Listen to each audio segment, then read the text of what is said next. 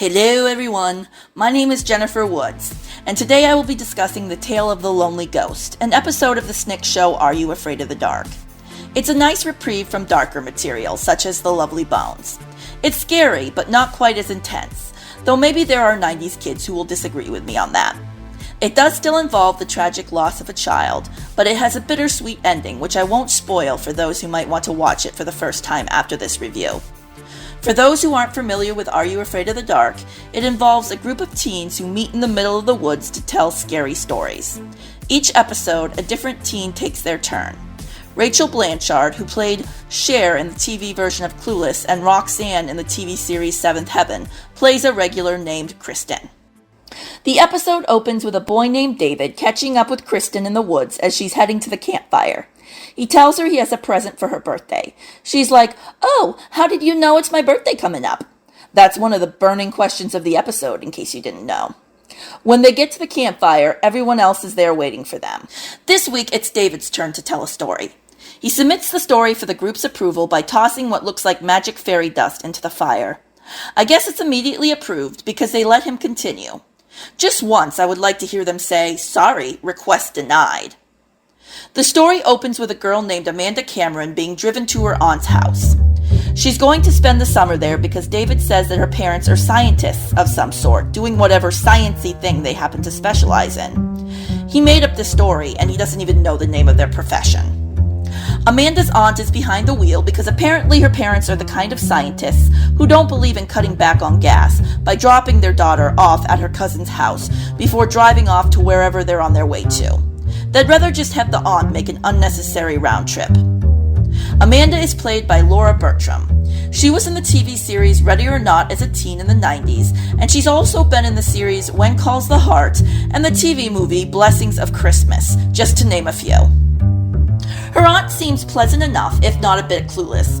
She seems to think Amanda and her cousin Beth are going to have a wonderful summer together, but we will soon find out that she's in La La Land. There's a house next door to the aunt that's for sale, but the for sale sign keeps falling down, and the aunt jokes that it's like the house doesn't want to be sold.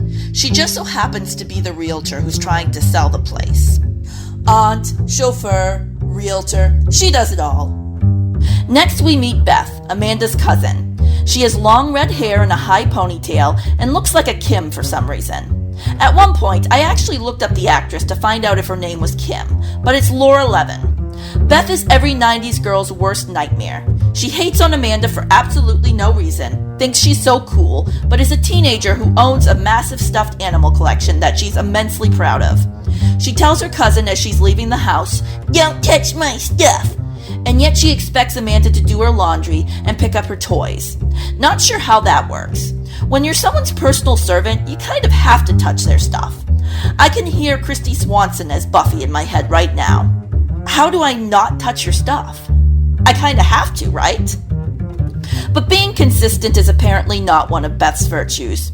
Beth complains to her mother about the paid servant of the house, an older woman called simply Nanny.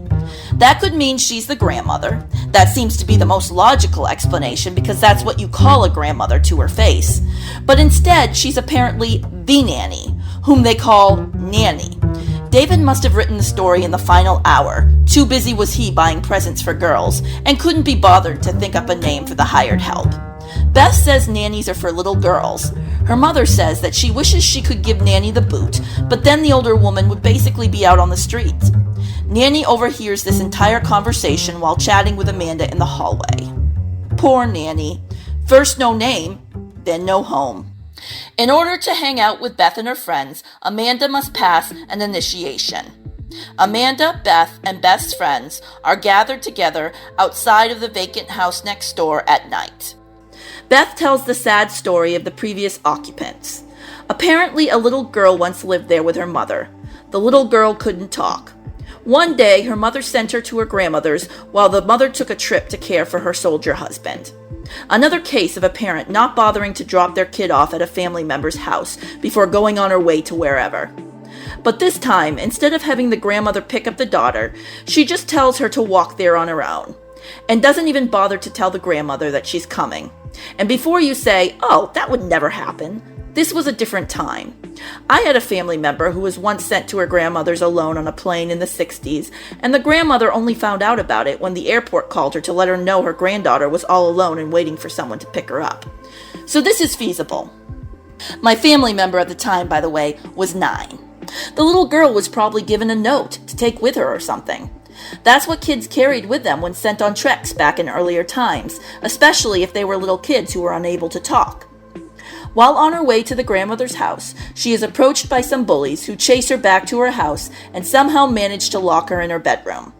The mother doesn't come home for weeks, and the grandmother has no clue that the little girl is missing, and so I guess she starves to death. Or dies of dehydration or something. The dare is this. Amanda must go into the house and spend the night in the room where the little girl died. Beth's friends don't seem to be familiar with the story, so it's already pretty clear this is not a standard ritual for everyone who is looking to join their little cult. It's something Beth is clearly making up as she goes along. But Amanda is so desperate for friends that she doesn't pick up on telling clues.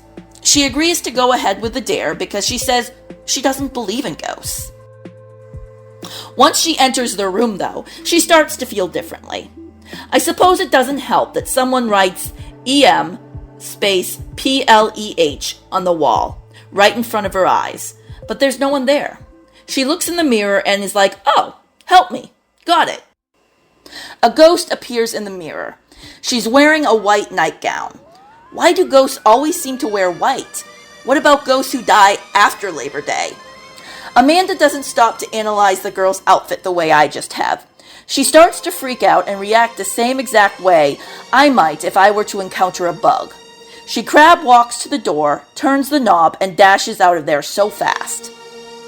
Laura Bertram really gave a very convincing performance. My grandmother once told me about the time she saw a ghost, and I remember thinking, I hope that never happens to me. That sounds absolutely terrifying. Laura Bertram reacted the way I expect I probably would in such a situation.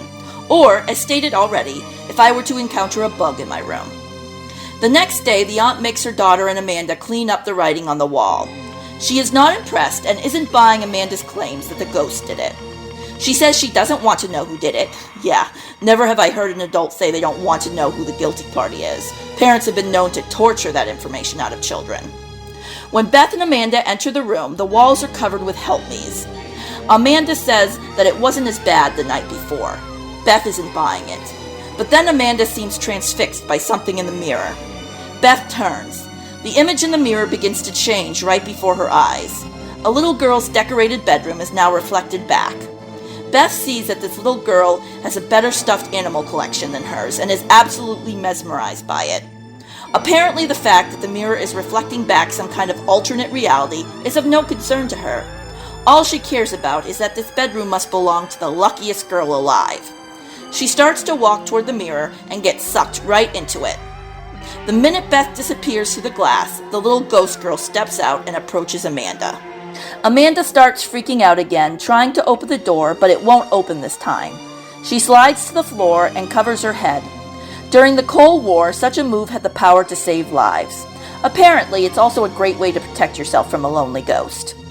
Turns out the little ghost girl does not have malicious intent. She just wants to show Amanda something.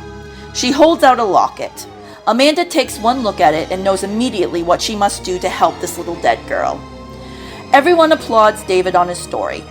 Kristen was so impressed that she almost forgot all about the gift. Or that's the story she tells.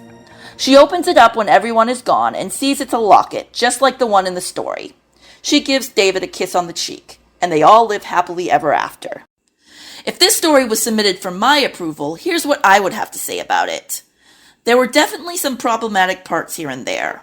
First of all, why was Beth so mean to Amanda? No reason was given. Also, how was Nanny in Beth's life since she was a child, and yet Beth knows absolutely nothing about her? And why is Beth only now telling her mother she's outgrown the nanny? I would think this is a conversation she would have been having for years by this point, and so that conversation between her and her mom seems more for the viewer's sake. Even still, this episode is a great memory from childhood, and the ending is a rewarding, bittersweet one. The plotline actually shares some things in common with A Watcher in the Woods. For example, the girl in the mirror, the backwards writing, and a character who reminds me of the Bette Davis character in the 80s movie. I give this episode 4 stars. That concludes this review of The Tale of the Lonely Ghost. Please subscribe to my channel if you haven't already so that you can remain up to date on all of my latest videos. Are you a fan of Are You Afraid of the Dark? Which episode was your favorite? Please drop your answers in the comment section. Have a great night, everyone. And remember, some may say ghost, I say a new potential friend. So go out there and make some new friends.